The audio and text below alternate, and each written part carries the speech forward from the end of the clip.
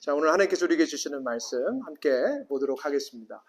하나님께서 우리에게 주시는 말씀은 우리 에베소서 6장 10절에서 13절까지의 말씀, 우리 지난주 말씀과 동일합니다.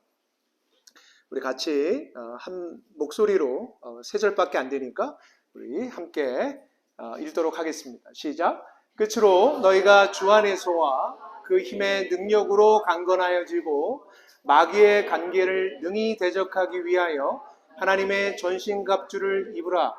우리의 씨름은 혈과 육을 상대하는 것이 아니요 통치자들과 권세들과 이 어둠의 세상 주관자들과 하늘에 있는 악한 영들을 상대함이라. 아멘. 영적 전쟁이라는 제목으로 우리 두 번째 시간을 맡게 됩니다. 이 시리즈죠. 영적 전쟁에 관해서 오늘은 마귀의 책략 의심이라는 제목으로 여러분들과 함께 말씀을 나누기 원합니다. 여러분 지난 주일날 기독교의 본질이 무엇인가 우리는 영적 전쟁이라고 말씀을 드렸습니다. 제가 한 가지 예를 여러분들에게 드렸는데요. 여러분들의 가정에 욕실에 수도꼭지가 틀어져 있다면 그래서 그 물이 범람하여서 여러분의 거실과 침실, 부엌으로 간다면 여러분은 어떻게 하시겠냐고 물어봤습니다. 어떻게 하겠습니까? 당연히 먼저는 물이 차 올랐으니까 물을 집 밖으로 퍼 나르겠죠. 버릴 것입니다. 하지만 그렇게 해서 해결될 문제가 아니라는 것을 우리는 너무나 잘 알고 있다는 거예요. 어떻게 해야 됩니까? 근본적인 문제를 해결해야 되겠죠. 그 근본적인 문제 어떻게 해결합니까? 수도꼭지를 잠궈야 한다고 말씀을 드렸습니다. 하나님께서 우리에게 영적 전쟁이라는 것을 왜 말씀하시고 성경은 우리에게, 성도에게, 믿는 우리에게 이 영적 전쟁이 이렇게 중요하다고 말하는 것일까요?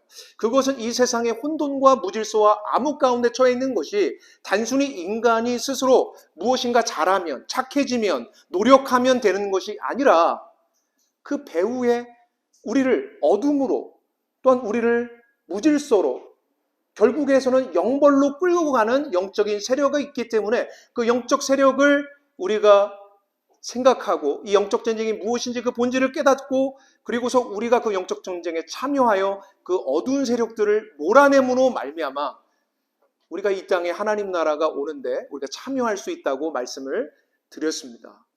여러분 영적 전쟁은요 너무너무 중요한 거예요.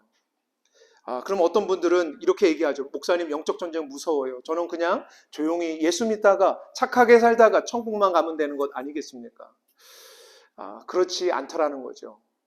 우리 모두 그 어떠니 내가 원하든 원치 않든 우리 모두는 이 영적 전쟁에 연루되어 있다는 것이 성경이 우리에게 말하고 있는 증언이라는 것입니다. 저는 지난주에 마귀의 책략 첫 번째를 이야기했습니다. 무엇이었습니까? 기억나십니까? 사단은요 우리의 영적인 이 밸런스를 무너뜨리는 일들을 한다고 말씀을 드렸어요.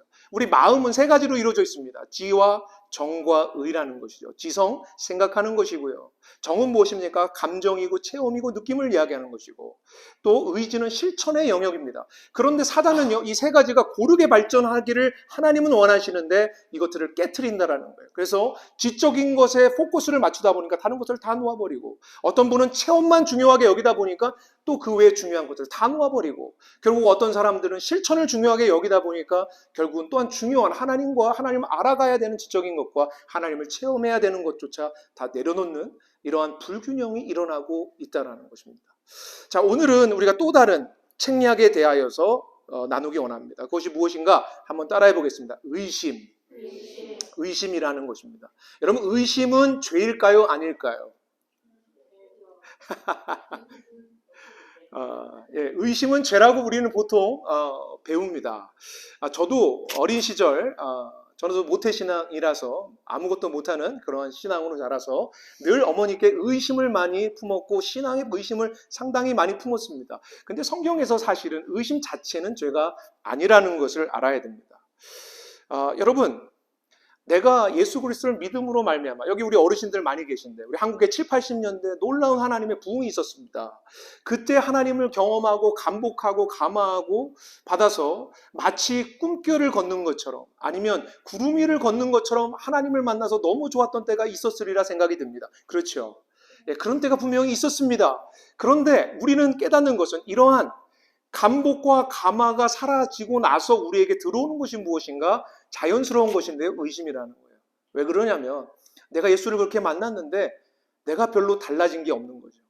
나 자신을 보아도 그렇고 내 주위의 환경을 보아도 그렇고 예수를 믿었는데 달라진 게 하나도 없는 것을 보면서 이게 어찌된 일인가라는 의심이 자연스럽게 우리에게 다가오는 것이 사실은 자연스러운 것이고 사실이라는 것입니다.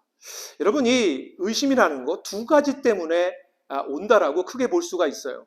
첫 번째는 무엇이냐면 나 자신으로부터는 의심이 있다라는 겁니다. 나 자신을 들여다보니까 의심이 생기는 거고요. 두 번째는 무엇이냐면 외부 환경으로부터 오는 의심이라는 것이죠. 어디로부터 오는가? 나 자신으로부터 오는 것 또는 외부 환경으로부터 오는 것, 이렇게 두 가지로 크게 나누어서 생각해 볼 수가 있다는 것입니다. 저는 차근차근 이 의심에 대해서 저와 여러분 한번 해부해 보는 시간이 되었으면 좋겠습니다. 첫 번째는요, 나 자신으로부터 오는 의심이라는 거예요. 감화와 감동을 받았지만 달라진 게 하나도 없는 나 자신의 모습을 발견하게 됩니다. 여러분, 한번 질문을 드려볼게요.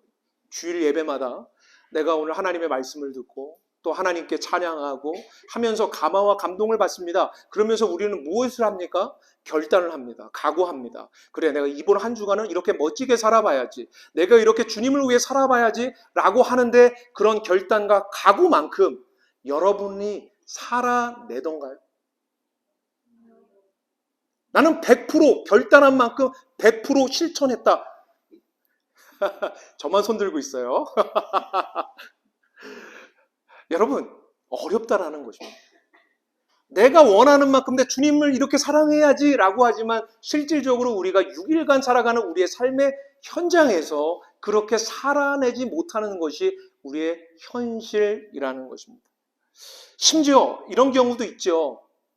저도 간혹가다 그런 적이 있었습니다. 주일날이 됐는데 주차장에서 아내와 대판 싸우고 장단에 올라가야 되는데 올라가야 되나 말아야 되나. 여러분들은 전혀 그런 일이 없다. 나는 늘 평안했다. 나는 부부관계가 항상 좋았다. 그런 표정이시지만 여러분, 우리의 삶 속에서 때로는 우리의 기질과 혈기와 성격이 예수를 믿었으면 천사처럼 변해야 되는데 변하냐 말이에요. 안 변해서 이런 마음들의 무거움 때문에 정말 어떤 때는 때로는 목회자도 막 기분이 안 좋을 때는, 지금 그렇다라는 게 아니에요. 오래전에 그랬다는 얘기예요. 너무너무 기분이 안 좋아서 주일날 때로는 강단에 올라가는 건 그냥 예배도 안 드리고 어디 도망가고 싶은 그런 마음들이 들 때가 있었다라는 것입니다. 사단이 참소해요. 뭐라고 참소합니까? 네가 목사인데, 네가 말씀을 전하는 사람인데 네 꼴을 보라고 이야기하는 것이죠. 여러분은 어떻습니까? 네가 예수를 믿었는데, 지금 20년, 30년을 믿었는데 너의 모습은 어떠냐? 너는 왜 그 모양이냐? 아직도 그 성질을 못 버렸냐? 그 성깔이 왜 아직도 깔려있냐? 여러분, 그런 얘기, 그런 생각, 계속해서 사단이 우리에게 주는 그 참소의 목소리. 그래서 그것 때문에 아멘 아멘 했다가 정말로 마음에 자괴감이 들고 자책감이 들고 결국은 그것이 어디로 우리를 끌고 갑니까? 절망으로 끌고 가고요. 결국은 가장 중요한 이것을 흔들다라는 거예요. 무엇을 흔듭니까? 구원의 확신까지도 흔들어 대는 것이죠. 뭐라고 얘기합니까? 그래, 나 같은 것 무슨 하나님이 날 사랑하시겠어? 오늘도 결단했는데 그 다음 주도 실패하고 또 결단했는데 실패하고, 이렇게 해서 온 지가 30년, 40년이 됐는데 도대체 하나님이 나를 이쁘게 보시기나 하겠어? 거들떠 보기나 하시겠어? 나는 안 돼. 아마도 하나님 나를 선택하진 않으셨나 봐. 나는 그냥 종교인으로 끝나는 걸 거야 라고 스스로를 자책하면서 구원이 흔들흔들거리는 그러한 상황 속에, 혹시 지금도 여러분 그런 환경 속에 살아가고 계신 분은 없으십니까? 여러분, 구원의 확신, 사단이 우리에게 무엇을 공격하냐면요, 우리의 연약함, 우리의 부족함, 우리의 죄된 모습, 아직도 변하지 않는 이 성깔, 이것들을 우리가 묵상하면 묵상할수록 정말로 우리 안에 무엇이 없음을 깨닫습니까? 하나님이 이뻐할 구석이 하나도 없다는 것을 깨닫게 되지 않냐라는 것입니다. 여러분, 이로 인하여서 우리가 자포자기하게 되는 것입니다. 여러분, 질문해 볼게요. 여러분은 구원을 어떻게 받으셨습니까? 여러분은 어떻게 구원을 받으셨어요? 내가 내 구원에 있어서는 적어도 99%는 하나님이 하신 일이지만 1% 정도는 내가 한 것 같아 라고 생각하시는 분 혹시 있으십니까? 적어도 그럼 1%는 너무 참 교만한 숫자니까 0.00001% 내가 내 구원에 공헌한 바가 있다라고 생각하지는 않으십니까? 여러분들 여기서 다 아니라고 하시지만 등 돌리고 혹시 이런 얘기 하신 적은 없으십니까? 내가 믿으니까 구원받지. 맞지 않습니까? 내가 믿으니까. 그러면 하나님이 구원하시는 건 맞아요. 그렇지만 0.00001% 내가 믿는 것이 공헌한 거 아닙니까? 내 구원에. 여러분 여기서 많은 현대인 그리스도인들이 헷갈리고 있다라는 것입니다. 여러분 성경에서 믿음은 어디다 써먹고 있을까요? 내가 믿으니까 구원받는다라는 그 믿음은 도대체 성경에서 어느 지점에서 언급되고 있는지를 우리는 자세히 볼 필요가 있다라는 거예요. 로마서 10장 10절에서 11절에서 13절까지 보면 바울이 믿음에 대해서 이야기를 하면서 이 믿음이 무엇과 짝하고 있는지를 강조하여 이야기하고 있다라는 겁니다. 자 보세요. 11절 말씀. 성경에 이르되 같이 읽겠습니다. 누구든지 그를 믿는 자는 부끄러움을 당하지 아니하리라 하니.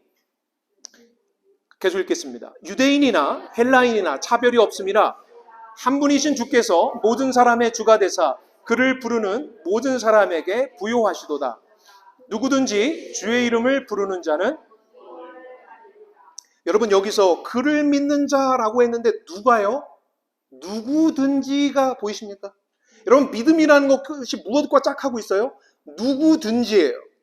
자, 그 다음 절 보세요. 유대인이나 헬라인이나 차별이 없어 한 분이신 주께서 모든 사람의 주가 되사 그를 부르는 모든 사람에게 부요하시다. 여러분 그 전절에는 뭐예요? 누구든지였죠.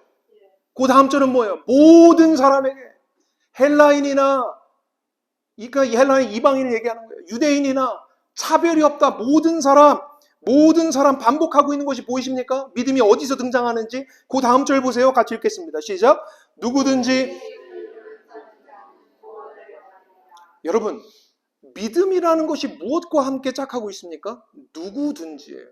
우리는 이것을 어떻게 써먹고 있냐면요. 나는 믿으니까 구원받아 라는 것으로 강조하고 있다는 거예요. 여러분 근데 성경은 믿음을 무엇에 써먹고 있습니까?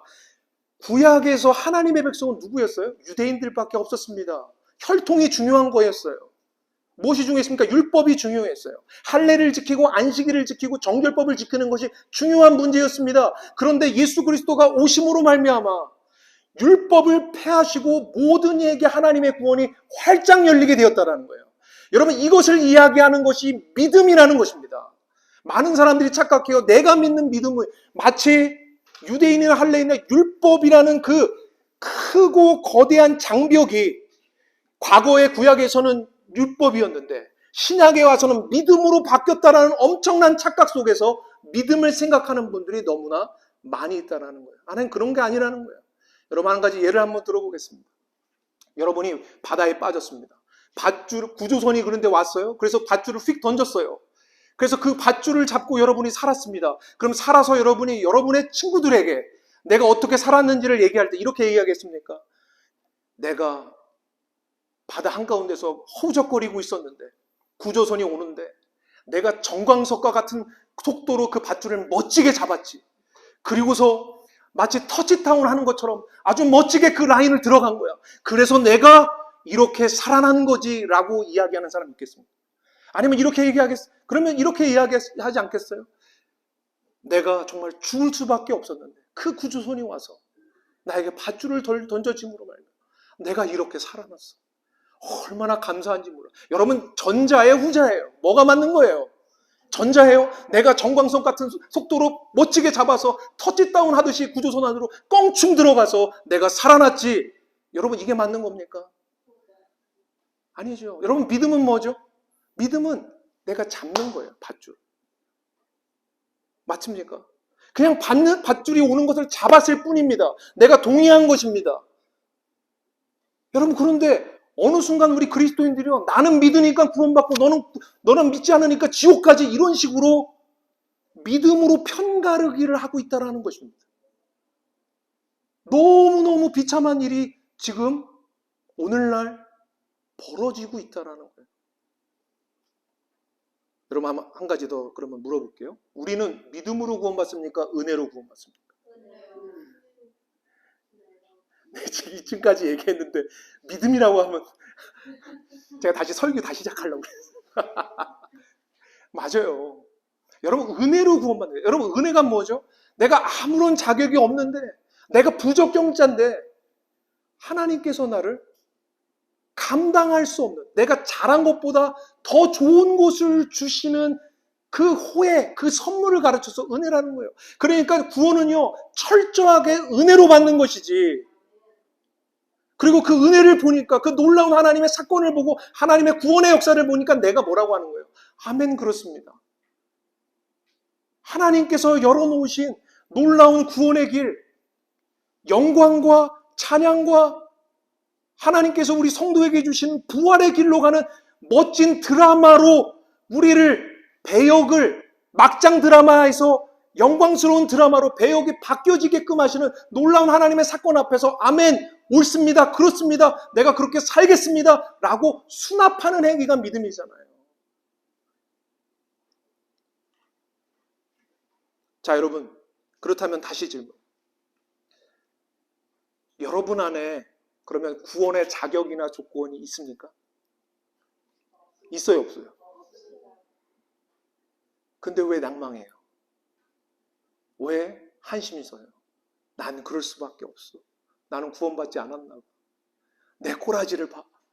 내 이 모습을 봐. 나는 안 돼. 여러분 지금 뭐 찾고 있는 거예요, 내 안에서? 내 안에서 뭐 찾고 있는 거예요? 아니, 구원을 은혜로 얻은 거예요? 믿음으로 얻은 거예요? 은혜로 얻은 거예요. 100% 하나님이 하신 일이에요. 아멘이십니까? 하나님이 하셨잖아요. 그런데 신앙생활 하면서는 어떻게 찾아요? 하나님이 구원하시는 건데 언제 내가 내 의로 구원 얻은 것처럼 내 안에서 무엇을 찾아요? 자격을 찾고 조건을 찾고 있다는 거예요. 구원이 누구에게 대롱대롱 매달려 있는 것처럼 착각합니까? 나에게 대롱대롱 매달려 있는 것처럼 착각하는 거예요. 그러니까 내 안을 들어보면 아직도 착하지가 않아. 아직도 성질머리가 죽지 않았어. 아직도 혈기가 죽지 않았어.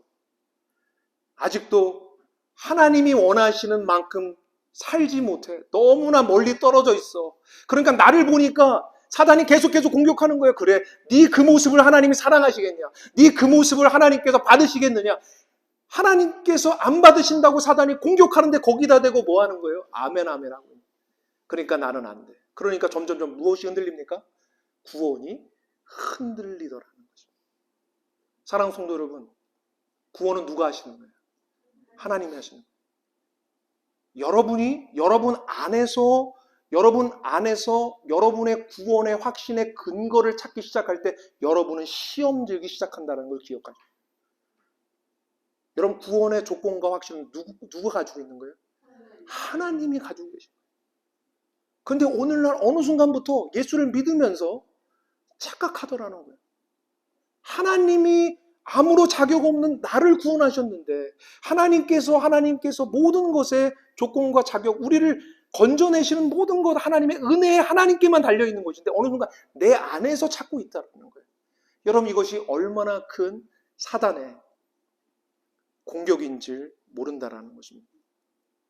그럼 바울이요, 이렇게 이야기합니다. 로마서 8장 38절 39절에 자신의 구원을 이렇게 확신하고 있어요. 같이 읽어보겠습니다. 시작.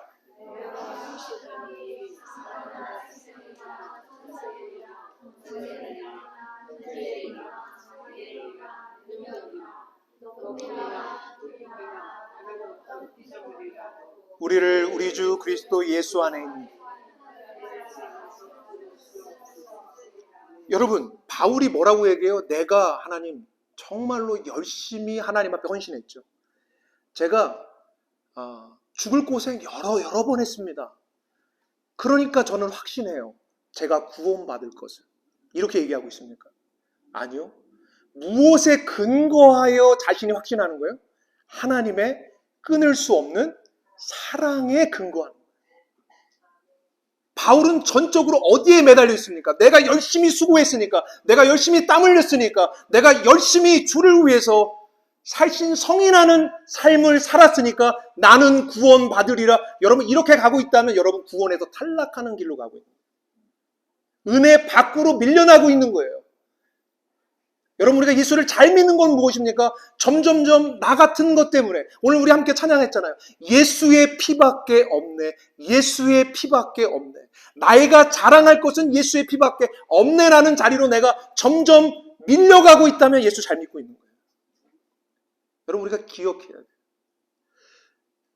여러분의 입술에서 신앙생활하면서 무엇이 자랑되고 있는지를 여러분 한번 되돌아보십시오. 내가 이만해도 이렇게 열심히 수고해서 이렇게 멋지게 살아왔지. 여러분의 입에서 계속해서 여러분의 잘난 거, 여러분의 잘한 거, 그런 것들이 입에서 회자가 되어지고 다른 사람들에게 언급이 되어지면 점점 여러분은 하나님의 은혜에서 멀어져 가고 있는 거예요.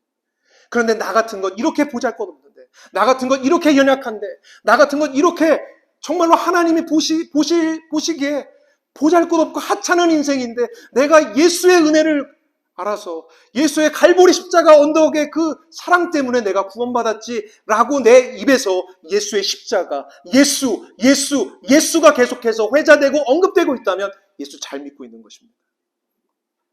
여러분, 예수 잘 믿는 게 뭔지 착각하지 마세요. 여러분, 정확하게 우리는 신앙이 무엇인지를 기억해야 하는 것입니다. 사랑하는 성도 여러분, 이런 구원이 하나님께만 붙들려 있다 보니까 내 안에서 내가 그 근거를 찾지 못하니까 우리는요 늘 불안합니다. 그렇죠? 왜 그렇습니까? 내가 구원을 이렇게 다 움켜쥐고 있어야 되잖아요. 내 안에 이렇게 딱 아무리 생각해도 여기 딱 있잖아요. 그런 게 있어야 편안할 텐데 그렇지 않단 말이에요. 구원이 전적으로 누구에게 달려있는 거예요? 하나님께 달려있는 거예요. 하나님의 인격과 하나님의 신실함과 하나님의 사랑 안에 달려있다 보니까 뭔가 내가 하나 탁 쥐고 싶은 인간의 마음이 있단 말이에요. 이것을 파고들어서 이단이 찾아오는 겁니다. 대표적인 이단이 누구예요? 구원파죠. 구원파가 이 흔들흔들거리는 이 우리의 신앙의 실존을 파고 들어와서 얘기합니다. 당신 구원받았어? 구원받은 것이 확실해? 당신 구원에 대해서 의심해 본 적이 없어? 이런 식으로 구원파가 계속해서 접근합니다. 당신 지금 구원에 대해서 흔들거리는 이유는 구원을 정확하게 받지 않아서 그래. 그렇기 때문에 당신은 우리 교회 나와야 돼. 우리 구원파의 교리를 따라가면 당신은 확실히 구원받고 그 믿음이 흔들리지 않을 거야 라고 속인다라는 것이죠. 여러분, 이곳에 넘어간 사람 많아요. 그렇죠? 많이 넘어갔습니다. 사랑하는 성도 여러분, 구원은요 두렵고 떨림으로 이루는 거예요. 여러분, 이게 무슨 말이에요? 구원을 두렵고 떨림으로 이루라는 성경의 말씀은 무슨 의미입니까? 우리가 살아가는 이 삶의 실존이 떨리는 실존이에요. 흔들거리는 실존이에요. 왜요? 나를 바라보면 어때요? 점점 구원이 작아져요. 여러분, 우리 누구를 바라봐야 돼요? 믿음의 주요 온전케 하시는 예수를 바라봐야죠. 여러분, 나를 바라보지 말고 예수 바라보게 될 간절히 축원합니다. 여러분, 생각해 보세요. 수학에 미적분을 푼다고 생각해 보시죠. 미적분을 풀려면 아이가 초등학교 입학하면 미적분 풀 수 있습니까? 풀어요, 못 풀어요? 뭐 가끔 그런 천재도 있긴 하더라고요. 뭐 IQ가 200이 넘는 그런 친구들이 있더라고요. 며칠 전에 뉴스를 보니까. 그런데 보통은 어때요? 못 풀죠. 미적분 못 풀어요. 초등학교 1학년 때는 뭐부터 시작해야 돼요? 아라비아 숫자부터 배우고, 물론 그 전에 다 배우지만 요즘에는, 그리고 덧셈 뺄셈 배우고 곱셈 배우고 그 다음에 방정식 배우고 이런 거 가는 거 아닙니까? 신앙생활을 여러분 우리가 그렇게 이해해야 된다라는 거예요. 처음서부터 무음무결하고 완전한 신앙인 예수 닮아가는데 내가 예수 믿고 바로 예수처럼 될 수 있냔 말이에요. 아니에요. 뭐가 필요하죠? 시간이 필요한 거예요. 여러분, 운동도 마찬가지 아닙니까? 여러분, 테니스를 친다고 생각해 보세요. 포핸드를 하고 백핸드를 하고 발리를 하고, 여러분 이런 것들이 딱 테니스 채를 딱 잡는 순간 됩니까? 안 돼요. 여러분, US 오픈 뭐 최근에 이렇게 하던데 거기서 챔피언 되는 게 여러분 그 친구가 응애 어머니 뱃속에서 나오면서부터 테니스를 다쳤을까요? 아닙니다. 테니스 코트장 가서 테니스 라켓 잡는 법부터 배웠을 거예요. 그리고 처음에는 네트에 엄청나게 걸렸을 거예요. 맞습니까? 포핸드를 하는데도 걸리고 백핸드를 하는데도 걸리고 발리를 하는데도 걸리고 안 되는 거예요. 아니면 선을 넘어간다든. 여러분 이런 수많은 무엇을 통해서 성공이 되는 거예요? 실패를 통해서 되는 거잖아요. 여러분 하나님께서 우리에게 영벌로 가는 길을 아예 끌어놓으시고서 우리에게 이제 해보라는 거예요. 관객으로 구경만 하지 말고 들어가서 신앙생활을 하는 겁니다. 여러분 거긴 실패가 있어요.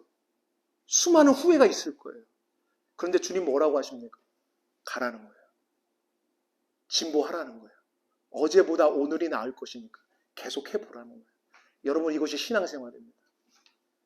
여러분 우리가 이것을 붙들고 가야 되는 줄 믿습니다. 두 번째가 여러분 우리가 생각해 보아야 되는 의심이 외부로부터 오는 의심이라는 거예요. 외부로부터 오는 의심.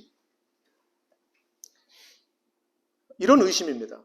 내가 예수를 믿고 나서 나 부자 될 줄 알았거든요. 부자가 안 되더라고요. 저는 저희 어머니 아버지가 열심히 정말 신앙생활 지금도 열심히 하고 계신데 부자 될 줄 알았어요.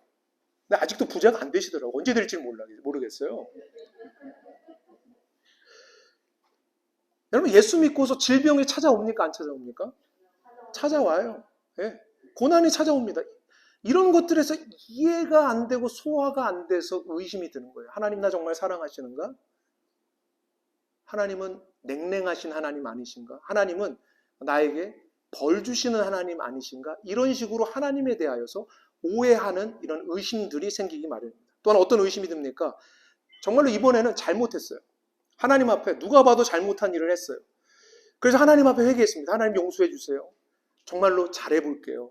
그렇게 기도했는데 문제가 호전이 안 되는 거예요. 내 상황이 아직도 여전히 막혀 있을 때 그럴 때 이런 마음이 드는 거죠. 하나님 내가 언제까지 회개해야? 얼마만큼 회개해야? 얼마만큼 하나님께 용서를 빌어야 하나님이 나를 용서해 주시겠습니까? 이 문제 해결해 주시겠습니까? 하나님 이러실 수 있습니까?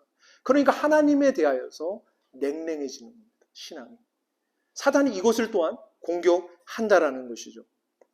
여러분 이 외부 환경으로부터 오는 내가 잘못한 경우 잘못하지 않았지만 외부 환경으로부터 오는 이 의심에 대해서 한번 생각해 보았으면 좋겠습니다. 여러분 이 외부로부터 오는 의심을 우리가 다룰 때 이 개념을 정확하게 하고 갈 필요가 있어요. 여러분 우리 찬송가 중에 이런 찬송가 있잖아요. 무슨 일을 만나든지 네, 무슨 일을 만나든지 만사형통하리라. 어떤 분은 하도 그냥 이게 은혜가 안 되니까 자기 삶이 너무 힘들고 어떻게 하면 무슨 일을 만나든지 만사불통하리. 너무 힘드니까 형통은 무슨 형통이야 이런. 근데 여러분 정말 우리가 성경에서 하나님을 믿으면 예수 그리스도 안에 있으면 우리 만사형통합니까 안 합니까? 해요 안 해요? 헷갈려요. 자신이 없어요. 여러분 해요. 100% 형통해요. 여러분 저는 저와 여러분이 확신해야 되는 게 뭐죠? 여러분이 무엇을 하든지 하나님은 예수 안에 있기 때문에 복되게 하실 겁니다. 못 믿어요? 옆에 분에게 당신이 무엇을 하시는지 하나님은 반드시 복되게 하실 것입니다. 축복해 주세요. 여러분 예수를 믿는데 살얼음판을 걷는 것처럼 여러분 세상 사는 게 살얼음판처럼 걷는 거예요. 예수 안에 있으면요 이 세상이 아무리 살벌하고 힘들어도 어떠한 내가 실패를 하든 내가 어떠한 실수를 하든 하나님은 결국 그 모든 것들로 복되게 하실 거라는 거예요. 그게 예수 안에 있는 자의 축복이에요. 여러분 만사형통이라는 의미가 무엇입니까? 분명히 만사형통이에요. 성경 그렇게 얘기하고 있습니다. 근데 그 만사형통은 하나님 편에서의 만사형통이라는 거예요. 여러분 이걸 아셔야 돼요. 하나님 편에서의 만사형통. 그런데 우리는 우리 편에서 만사형통을 원하는 거예요. 여러분 우리 편에서의 만사형통은 무엇입니까? 건강한 거죠. 우리 어르신들 이런 말 아시죠? 9988123 9988124 여러분 아십니까? 99세까지 팔팔하게 살다가 하루 이틀 가볍게 알아서 죽는 거. 9988124 이거 하고 싶어 하는 거예요. 이것이 복이라고 생각하는 거예요. 또한 무엇입니까? 내 자녀 잘 돼서 좋은 대학 가고 좋은 데 직장에 취직하고 그리고 부부관계 편안하고 여러분 우리는 늘 안심하는 거 여러분 이게 만사형통이잖아요. 근데 하나님은 이런 만사형통으로 우리를 그대로 놔두실 수 없는 거예요. 왜요? 하나님은 우리에게 이 정도가 아니라 훨씬 더 큰 하나님 자녀로서 새하늘과 새 땅이라는 곳으로 우리를 이끌어 가셔서 여러분 새하늘과 새 땅은요 해와 달이 있습니까? 없습니까? 있어요? 없어요? 없어요. 거기서는 무슨 빛으로 이 세상이 비춰집니까? 하나님으로부터 나오는 영광의 빛에 비춰지는 거예요. 여러분 그럼 하나님의 영광의 빛을 견딜 수 있는 무엇이 있어야 됩니까? 우리가 실력이 있어요. 새하늘과 새 땅이 전혀 다른 그런 환경과 상황 속에서 우리는 그것을 견딜 수 있을 만한 거룩을 견딜 수 있을 만한 그 빛을 견딜 수 있을 만한 실력이 이 땅에서 여러분 비축되어져야 돼요. 채워져야 되고 훈련되어져야 돼요. 그래서 하나님은 그곳으로 우리를 이끌어 가시는 거예요. 근데 우리는 그저 이 땅에서 잘 먹고 잘 아니요. 하나님의 형통은요 그 길까지 끌고 가시는 형통. 여러분 아직도 이 둘 사이에서 하나님 편이냐 내 편이냐 해서 갈등하시는 분들 빨리 고집을 꺾으시고 주님의 고집 앞에 항복하시게 되기를 간절히 축원합니다. 안 하는 여기는 안 하잖아요. 아직은 여러분 성경에서 참 놀라운 만사형통에 대해서 우리에게 깨닫게 해주는 구절이 있어요. 요셉에 대한 구절입니다. 한번 같이 읽어보기 원하는데요. 창세기 39장 22절 23절이에요. 같이 읽겠습니다. 시작. 간수장이 옥중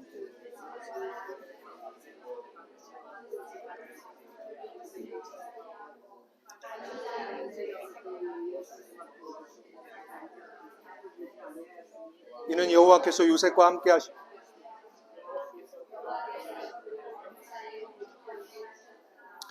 여러분 저는 이 말씀을 어릴 적부터 이렇게 읽고 들을 때마다 가로치고 이렇게 해놓죠. 무슨 개뿔 형통. 이게 형통이에요? 여러분 인간 편에서는 이건 형통이 아니잖아요. 형들에 의하여서 이집트로 팔려가서 노예가 됐다가 또 이제는 어떻게 되면 지하 감방에 갇혀서 손발에 착고가 차였는데 여러분 이 형편, 이 신세를 가르쳐서 성경은 뭐라고 한다고요? 그를 범사에 하나님께서 뭐하게 하셨더라? 형통하게 하셨더라. 범사에 만사 형통하리라. 여러분 나와요 안 나와요? 나오고 있잖아요. 나왔잖아요. 이게 어떻게 형통이냐고요. 여러분 근데 그것이 왜 형통입니까? 요셉에게 있어서 하나님이 목적하신 바가 있어요. 하나님의 뜻하신 바가 있어요. 그 뜻을 위해서 지금 노예 생활을 해야 되는 거예요. 그 길에 잘 있기 때문에 그는 형통한 자라는 거예요. 하나님의 뜻대로 가기 때문에 하나님의 목적하신 그 목적하신 바 그 기준을 향하여 달려가고 있기 때문에 그는 형통하다고 이야기하는 것입니다. 사랑하는 성도 여러분, 저와 여러분 형통한 자리 있어요. 여러분 그것으로 여러분 위로받으시기를 간절히 축원합니다. 여러분 시편에 보면요 이런 만사형통에 대해서 정말로 마음이 어려운 이러한 실족하게 된 한 시편 기자를 만나게 됩니다. 시편 기자가 이런 걸 보면서 마음이 무너졌다라는 거예요. 같이 한번 보겠습니다. 시편 73편 1절에서 5절인데 제가 읽어볼게요. 하나님이 참으로 이스라엘 중에 마음이 정결한 자에게 선을 행하시나 나는 거의 어떻게 해요? 넘어질 뻔하였고 나의 걸음이 미끄러질 뻔하였다. 실족했다라는 얘기예요. 왜 실족했는가? 이유가 나옵니다. 같이 읽겠습니다. 시작. 이는 내가 악인의 형통함을 보고 질투하였음이로다. 그들은 죽을 때에도 고통이 없고 그 힘이 강건하며 사람들이 당하는 고난이 그들에게는 없고 사람들이 당하는 재앙도 여러분 왜 마음이 무너졌습니까? 왜 실족했습니까? 나 힘든 것까지는 참아요. 그렇죠? 그런데 뭘 못 참는 겁니까? 내 이웃집에 예수 안 믿는 여기서는 뭐가 돼요? 분들이 아니고 그들은 어떻게 형통하냐고요. 어떻게 저렇게 잘 먹고 잘 살고, 아니 내 자식은 좋은 대학도 못 가갖고 여기서 힘든데, 아니 어떻게 그냥 뭐 하버드를 막 가고, 뭐 너무 막 마음이 무너져 내리는 거죠. 아마 우리 남편은 기껏해야 아침에 나가서 저녁까지 열심히 했는데 돈을 이만큼 벌어다 주는데, 아니 저 무슨 저렇게 복을 많이 받고 떼부자냔 말이에요. 그러니까 막 마음이 무너져요. 근데 이것보다 더 마음이 무너지는 게 무엇인 줄 아십니까? 악인들이 의인을 짓밟는 거예요. 조롱하는 거예요. 얼마나 마음이 힘들고 무너졌는가. 그러니까 이 기자가 어떻게 고백하는가. 12절 13절에 보세요. 볼지어다 이들은 악인들이라 항상 편안하고 재물은 더욱 불어나도다. 그 다음 33절 읽겠습니다. 시작.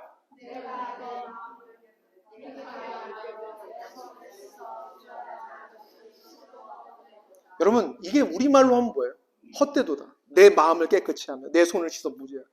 뭐예요? 신앙생활을 잘해보려고 했던 게 다 무슨 소용이 있는 거예요? 예수 믿어 뭐가 내가 잘 됐는가? 회의가 찾아오는 거예요. 낙심이 찾아오는 거예요. 여러분 혹시 이런 경험 해보신 적 있으십니까? 여러분 이런 회의와 절망, 낙심에 있어서 이 기자는 하나님을 떠난 것이 아니라 더 하나님을 찾았다는데 방점이 있습니다. 여러분 이런 회의와 낙심이 찾아올 때 하나님을 떠나지 마세요. 어떻게 해요? 하나님께 더 붙으세요. 하나님께 더 가까이 밀착하세요. 주님께 더 가까이 나오세요. 여러분 이 시편 기자는 어떻게 했는가? 17절 말씀 보세요. 하나님의 성소에 들어갈 때야. 그 다음 같이 읽겠습니다. 시작. 그들의 뭘 깨달아요? 그들의 종말을 깨달아요. 지금 이 순간만 바라본 것이 아니라 하나님의 거대한 계획, 하나님의 목적하신 바, 하나님의 뜻하신 바, 내가 아무리 애써도 이룰 수 없고 가질 수 없는 큰 것을 주시는 좋으신 하나님, 신실하신 하나님을 바라보니까 이 문제가 해결되더라는 거예요. 여러분 마크 트웨이니의 소설 중에 톰 소여의 몸이라는 소설이 있습니다. 여기 두 주인공이 등장해요. 하나는 톰 소여고요. 하나는 친구 허클베리 핀입니다. 여러분 톰 소여는요. 누구를 늘 부러워했을까요? 허클베리 핀을 부러워했습니다. 왜 그런 줄 아세요? 허클베리 핀은요. 불황자예요. 고아 같은 사람이에요. 그러니까 늘 산으로 들러 놀러 다니는 거예요. 근데 톰 소여는 어떻게 해야 돼요? 자기에게는 이모가 있어요. 폴리라는 이모가 있는데 이모가 항상 늘 아침이면 깨워서 옷 입혀갖고 도시락 들려서 책가방 메고 학교로 보내요. 그럼 학교 갈 때마다 늘 허클베리를 보면 부러운 거예요. 나도 저처럼 되었으면 좋겠다. 나도 저렇게 놀았으면 좋겠다. 근데 여러분 제가 질문 드려볼게요. 여러분 누가 복된 사람입니까? 여러분 고아처럼 버려져서 그냥 불황자처럼 떠돌이처럼 살아가는 허클베리 핀이에요? 아니면 이 이모 아래서 따뜻한 돌봄과 배려를 받으면서 학교 다니는 아이가 복받은 아이입니까? 허클베리 핀이에요? 톰 소여예요? 톰 소여예요. 여러분 그런데 우리는 신앙생활에 있어서 때로는 누가 부러워요? 허클베리 핀이 부러운 거예요. 왜요? 좀 하나님의 간섭을 안 하셨으면 좋겠어요. 이런 식으로까지 피곤하게 구실 필요는 없잖아요. 라고 우리 하나님 앞에 묻고 있지 않냐는 것입니다. 여러분 하나님은요. 우리를 포기하실 수가 없어요. 왜 그렇습니까? 자기의 단 하나밖에 없는 아들을 희생해서 우리를 사셨기 때문에. 그렇기 때문에 하나님은요. 우리에게 개입하셔서 그것을 우리가 좋아하든 좋아하지 않든 우리의 인생을 집요하게 끌고 가실 수밖에 없는 거예요. 이렇게 해서 설득이 안 되시는 분들이 있습니다. 우리 어르신들 한번 생각해요. 아니 우리 젊은 분들도 한번 내가 중고등학교 때로 돌아간다면 여러분 무엇을 하고 싶으세요? 나는 더 말썽 부리면서 살았어야지 되는데 그런 분 있으세요? 뭐 그런 분들도 간혹 있겠지 모르겠지만 대부분은 어떻게 해서 학창시절도 돌아가면 어떤 생각을 하십니까? 내가 더 열심히 공부할 걸. 다 그렇잖아요. 왜 그때 땡땡이 치고, 그리고 선생님도 누가 좋아요? 꼭 자기 뭐 수학이든 과학이든 또 들어와 갖고 과목은 안 가르쳐. 뭐만 합니까? 꼭 자기 연애단 같은 거 들려주고. 그러면 그때는 그게 그렇게 좋았어요. 진도 안 나가고 그거 하니까. 근데 지금 생각해보면 누가 훌륭한 선생입니까? 나를 달달달 볶아서, 들들들 볶아서 숙제 어려운 거 내주고, 그리고 못하면 혼내고. 여러분, 그 과목은 지금도 또렷이 기억이 나지 않습니까? 저도 그래요. 세미나리 다닐 때 저를 그 헬라어 시간이었는데 들들들 볶은 분들이 있어요. 그 교수님은 얼마나 혹독하게 했는지. 영어로 페이퍼를 써야 되는데 저를 보고 딱 노려보면서 얘기하더라고요. 외국인 학생도 만약에 페이퍼에서 스펠링 프로블럼이나 아니면 그래머 프로블럼이 두 개 이상 나오면 나는 그 페이퍼를 쓰레기통에 버리겠다고. 발발발발발. 근데 얼마나 그게 고마운지 몰라요. 지금 와서. 그게 실력이 되더라고요. 사랑하는 성도 여러분, 하나님이요, 여러분의 실력되도록 그렇게 이끌어 가고 계시다라는 것입니다. 여러분이 두 번째 의심, 외부로부터 오는 의심 중에 두 번째 의심이 어떤 의심입니까? 내가 하나님 잘못했어요. 잘못했는데 하나님께서 그 잘못한 것에 대해서 용서를 안 해주시는 것 같고, 내 어떤 삶의 문제가 해결되지 않는 것 같고, 이런 상황 속에서 고민하는 분들이 있단 말이에요. 그런데 여러분, 이것도 단순한 문제입니다. 여러분 한번 생각해 보세요. 어린 자녀가요, 수학을 못해요. 그러면 여러분은 이제 어떻게 하시겠습니까? 수학을 못하니까 국어를 갖다 놓고 그 아이에게 가르치시겠어요? 그런 부모는 없습니다. 수학을 못해요. 아이가 낙제 점수를 받아왔어요. 가를 받아왔어요. F를 받아왔어요. 그러면 어린 아이한테 어떻게 하겠냐고요. 그날 학교하면 걔 데리고 딱 앉혀서 뭐 가르치시겠습니까? 수학 가르쳐요. 왜 가르칩니까? 못하니까. 그 부분에서 넘어지니까, 연약하니까, 그러니까 가르치는 거잖아요. 여러분, 하나님도 마찬가지입니다. 우리는 하나님께서 왜 이러시는가? 아니, 이 부분이 힘들다 그러는데 왜 이 문제 해결해 주지 않는가? 그 부분이 약하기 때문에, 그 부분을 보강해야 되기 때문에 계속해서 하나님이 훈련하고 계시다라는 것입니다. 여러분, 이런 거잖아요. 나 인간관계에 문제가 있는 분들, 인간관계에 해결이 안 되시는 분들이 있어요. 신자들 중에서. 그럼 어떻게 하냐면, 이 교회에서 내가 저 인간 때문에 내가 이 교회 내가 못 다니겠어 하고 이 교회에서 저 교회로 가. 그랬더니 저 교회 갔더니 이 인간보다 더 대단한 인간이 있어. 그런 경험 해보신 적 있으세요? 내가 이 직장에서 저 보스 너무 힘들어. 내가 저 보스 때문에 내가 못 살겠어 해서 내가 직장 내려놓고 다른 직장 갔더니 더 무서운 보스가 있네. 여러분, 이게 왜 이런 일들이 신자들에게 일어날 걸까? 그것이 약하기 때문에, 그것이 부족하기 때문에, 그것에서 늘 실패하기 때문에 하나님은 계속해서 그 부분을 붙들고 가르치고 계시는 거예요. 제가 우리 막내가 있는데 어제 제가 익스큐즈를 했어요. 내가 너에 대해서 잠깐 얘기했는데 얘기하겠다는데 하지 말라고 그러는데 제가 여러분들의 유익을 위해서는 저희 막내한테 혼날 것을 제가 각오하고 이야기하겠습니다. 지금은 얘기는 아니에요. 우리 하여튼 몇 년 전이에요. 우리 아이가 이제 초등학교 이제 입학해서 다니는데 곱셈을 잘 못하는 거예요. 곱셈을. 그 곱셈을 하면 항상 틀려. 근데 왜 틀리는가? 이걸 가지고 이제 아내가 하고 우리 이제 큰 언니들이 이제 분석을 한 거예요. 왜 그런가 했더니 구구단을 못하는 거예요. 구구단을 외웠는데 틀리게 해서 39, 27이잖아요. 39, 26. 28에 뭐예요? 15. 뭐 이렇게 하면 되겠어요? 안 되잖아요. 그러니까 그거 붙들고서 이제 우리 모든 가족들이 우리 막내만 보면 딱 보면 뭘 하겠어요? 29, 39, 89 이렇게 계속 보면 하는 거예요. 왜 해요? 그 부분이 약하니까. 여러분, 하나님께서 왜 우리를 볼 때마다 그런 지적들을 하시게, 왜 그런 어려움들을, 어떤 분은 돈의 문제에 항상 고착되어 있는 분들이 있어요. 그게 해결이 안 돼. 하나님이 그 재정에도 주인이 되는데 주인이 못 돼. 붙들고 끝까지 이게 내 돈처럼 여겨지는 거야. 그러면 계속 그거 가지고 하나님이 어떻게 하시겠습니까? 시험하세요. 내가 돈을 많이 쌓는 것 같은데 돈이 계속 빠져나가. 그런 경험 해본 적 있으십니까? 저는 참 많이 했어요. 돈도 없는데 붙들면 붙들수록 더 나가는 데가 많아져. 뭡니까? 내 삶의 영역에 하나님이 주인 되셔야 되는데 주인 되지 못하는 영역, 내가 연약한 영역, 그 영역에 하나님은 계속해서 하나님은 그 부분이 디벨롭 돼야 되기 때문에, 그 부분이 일어나야 되기 때문에, 그 부분에서 극복하고 승리해야 되기 때문에 하나님은 계속해서 그 부분을 다루신다라는 것입니다. 사랑하는 성도 여러분, 그것이 하나님의 사랑이라는 거예요. 하나님의 돌봄이에요. 하나님의 은혜예요. 저는 오늘 말씀을 마무리하면서 히브리서 12장 7절에서 11절 말씀을 여러분들과 읽고 마무리했으면 좋겠습니다. 자, 보세요. 같이 우리 천천히 읽어보겠습니다. 시작.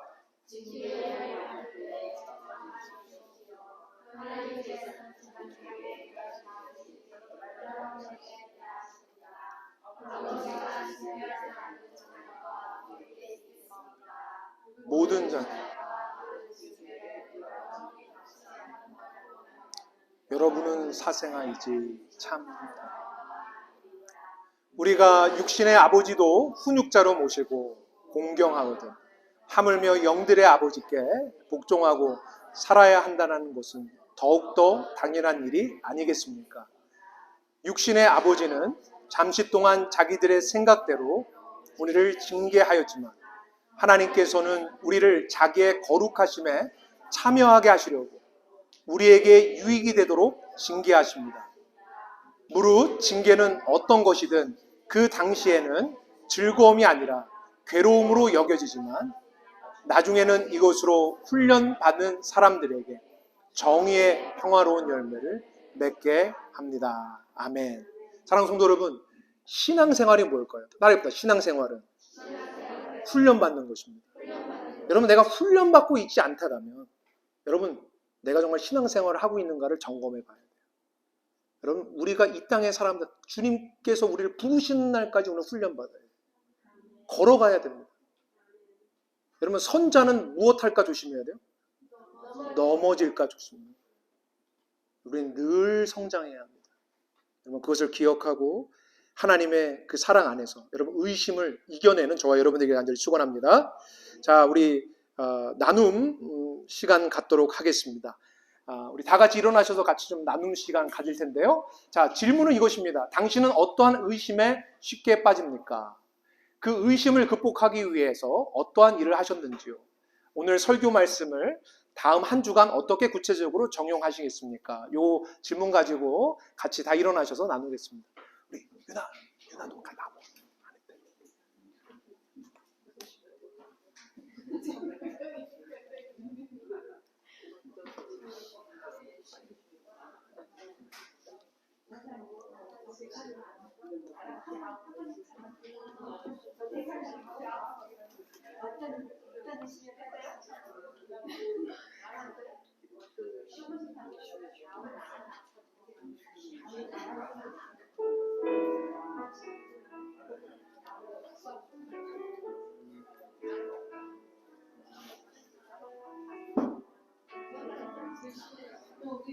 우리 어르신들하고 같이 나.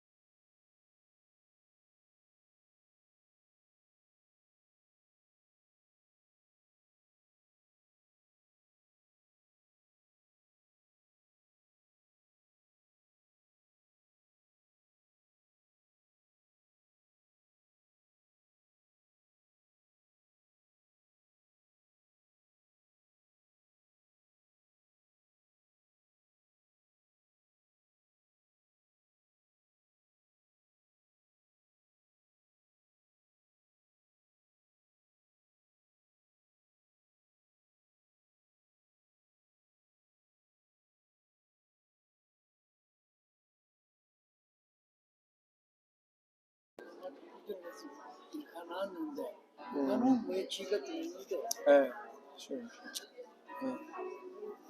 안타깝고. 일을 안 해 지금 지금 한 7, 8년 됐어 전화 안 해.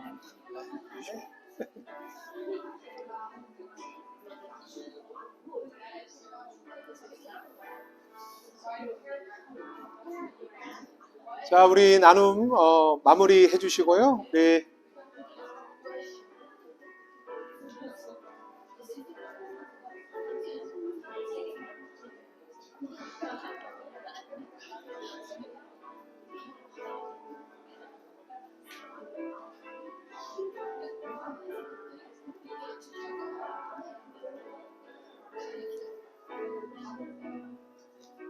예, 우리 마무리 해주시고요. 우리 더 하실 얘기는 우리 예배 마치고 또 함께 해주시면 좋겠습니다.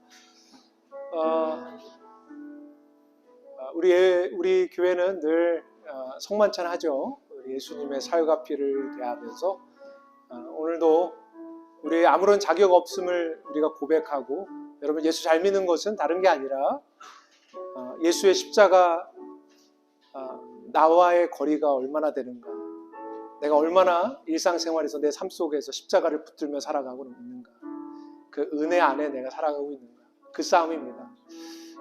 오늘도 우리가 주님의 살과 피를 생각하면서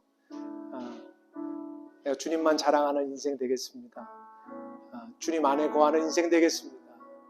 내 안에서 구원의 자격이나 조건을 찾는 자가 아니라 언제나 신실하신 그 하나님 바라보며 주님 의뢰하며 살아가는 자 되겠습니다. 이런 고백 가지고 우리 성만찬에 참여하였으면 좋겠습니다. 우리 전사님 나와주시고요. 우리 같이 주님의 살과 피 함께 대하는 시간 갖기로.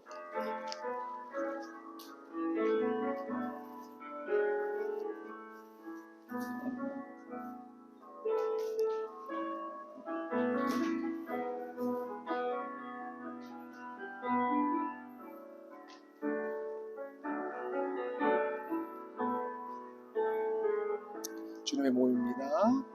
주님의 모임입니다. 주님의 모임입니다. 주님의 모임입니다. 주님의 모임입니다. 주님의 모임입니다. 주님의 모임입니다.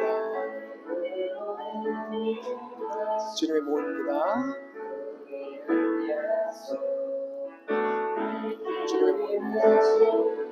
주님의 모임입니다. 주님의 모임입니다. 주님의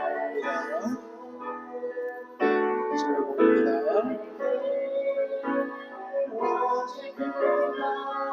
주님의 모임입니다. 주님의 모임입니다. 주님의 모임입니다.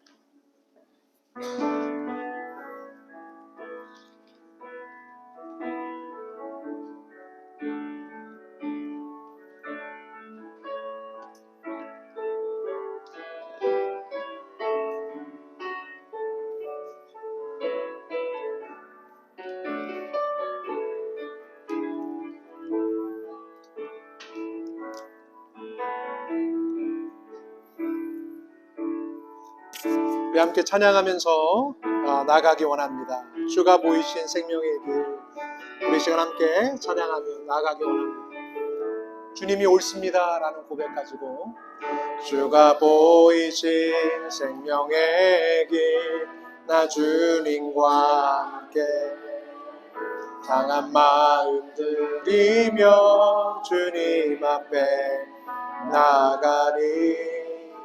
나의 의로움이 되신 주, 그 이름 예수, 나의 길이 되신 이름 예수. 나의 길 오직 그가 나를 단련하신 후에 내가 정금같이 나오리라. 다시 한번 찬양합니다. 생명의 길 나 주님과 상한 마음을 드리며 주님 앞에 나가리. 나의 의로움이 되신 주 그 이름 예수. 나의 길이 되신 이름 예수.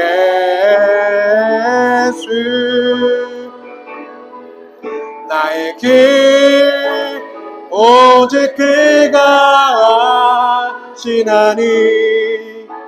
나를 단련하신 후에 내가 정금같이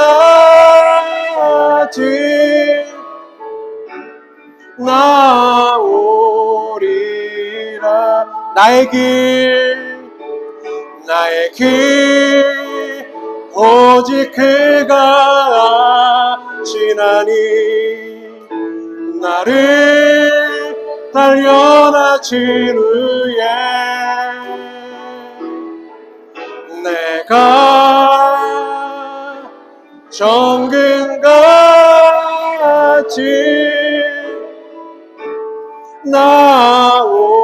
나오리라. 여러분, 이 시간 우리 하나님 앞에 기도할 때요, 여러분, 하나님께서 우리를 다루어 가고 계십니다. 하나님은요, 우리를 정금과 같이 단련하셔서 이 땅에서 살다가 이 땅에서 끝나는 인생이 아니라요, 하나님께서 준비하신 이 땅에 하나님의 영광이 쏟아져 들어오고 이 땅이 완전히 갱신되어지는 하나님의 영광의 빛이 해와 달과 이 세상의 빛을 대체하는 놀라운 하나님의 이 상속, 새하늘과 새 땅을 우리에게 허락하여 주시기 원해서 오늘도 우리를 때로는 고난과, 때로는 고통과, 때로는 질병과, 때로는 우리가 원치 않는 여러 가지 어려움이라는 정을 통해서 우리의 존재를 깨트리시고 빚어가고 계십니다. 하나님 편에서의 만사형통을 저는 믿습니다. 하나님, 그것을 의리하며 나가겠습니다. 정금과 같이 나오게 하시고, 내가 예전에는 주님을 귀로만 들었는데 이제는 눈으로 볼 수 있는 그 지경까지, 그 자리까지 하나님이 이끌어가심에 순복하며 따라가게 하여 주시옵소서. 우리 같이 한번 주여 부르짖고 기도합니다. 주여! 하나님 아버지, 우리가 주님을 믿습니다. 주님을 신뢰합니다. 하나님, 우리의 인생에 찾아오셔서 말씀하시는 하나님, 오늘도 우리에게 연약하고 무너진 부분에 대하여서 끊임없이 훈련하시며 다독이시며 때로는 아버지 훈계하시며 때로는 징계하시며 우리를 끌어가시는 하나님, 그 손길이 때로는 너무나 버겁고 때로는 그것이 벌처럼 여겨지고 때로는 하나님이 무심한 것처럼 여겨지는 우리의 인간적인 감정들이 들 때가 너무나 많이 있습니다. 그러나 하나님께서는 우리를 빚어가고 계십니다. 하나님의 신실함과 하나님의 사랑, 하나님, 우리는 의리하며 가겠습니다. 우리의 감정이 아버지 하나님을 따라갈 수 없을 때 우리가 의지를 부여잡고 우리가 다시 한번 하나님의 말씀을 펴서 하나님 주님의 십자가를 바라봄을 통하여서 우리를 향한 하나님의 그 선하신 사랑과 은혜를 우리가 다시 한번 되새기며 하나님 살아가기를 원합니다. 거룩하신 하나님, 주님, 우리가 주님 앞에서 다시 갱신되기 원합니다. 깨어나기 원합니다. 새로워지기 원합니다. 하나님 앞에서 정결해지기 원합니다. 거룩하신 하나님, 정금과 같이 나올 때까지 하나님께서 우리를 하나님 다루시며 하나님 우리에게서 떠나지 않으시는 그 하나님의 간섭과 개입과 사랑을 하나님 우리가 정말로 기쁨으로 받아들일 수 있도록 주여 인도하여 주시옵소서. 거룩하신 성령 하나님, 주여 함께하여 주셔서 하나님의 뜻이 온전히 이루어지도록, 하나님의 영광이 드러나도록, 하나님의 생명이 나타나도록, 하나님 우리 안에 하나님 다루시는 하나님의 거룩하신 하나님의 쉬지 않는 하나님의 열심 앞에 내가 순복하며 감사하며 살아갈 수 있는 하나님의 백성이 되도록 주여 역사하여 주시고 인도하여 주시옵소서. 거룩하신 하나님, 주님을 의뢰합니다. 주님을 경배합니다. 아버지, 성령 하나님, 역사하여 주시고 인도하여 주시옵소서. 우리 이 시간 한 번 더 하나님 앞에 우리 기도하기 원합니다. 하나님께서 6개월 전에 우리 이 풍성한 교회를 태동시켜 주셨습니다. 하나님의 뜻이 있었고 하나님의 마음이 있었고 이 캔자스 지역을 향한 하나님의 바람이 있는 줄 압니다. 하나님, 그 뜻을 하나님이 이루어 주시기를 기도합니다.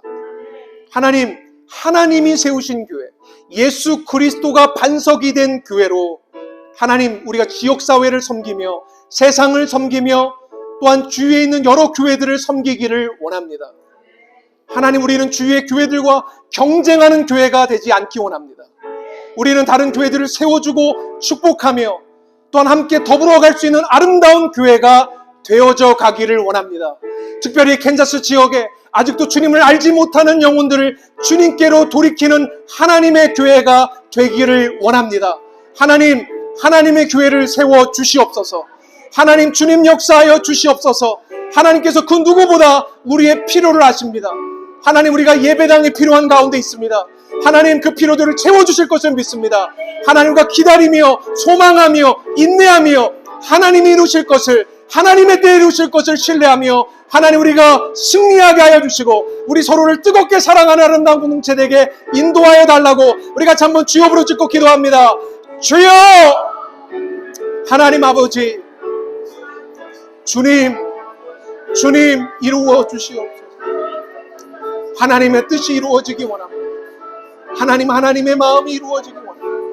하나님께서 계획하시고 이루시고자 하시는 하나님의 눈물, 하나님께서 원하시는 그 간절한 마음, 하나님께서 원하시는 하나님의 교회에 대한 목마름, 하나님 온 세상을 충만케 하시는 하나님의 교회, 영원 전부터 하나님이 꿈꾸시고 하나님께서 계획하시고 하나님께서 그 일을 위해서 이 땅 가운데 당신의 아들을 보내셨던 그 놀라운 하나님의 공동체, 예수가 머리 된 공동체, 아버지 예수가 주인 된 공동체, 하나님 그 세상에 그 어떤 것도 허물어뜨릴 수 없는 영원한 하나님의 교회, 주님은 그 교회 세우기 위하여 하나님 오늘도 쉬지 않으시고 일하시는 줄 압니다.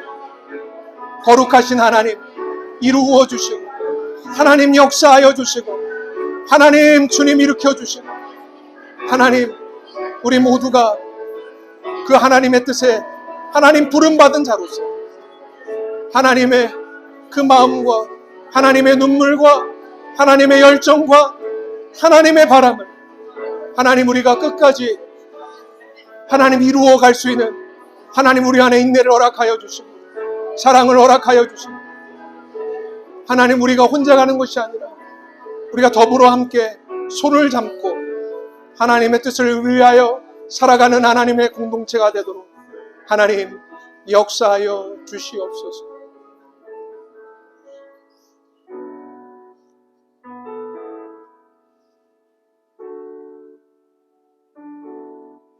하나님,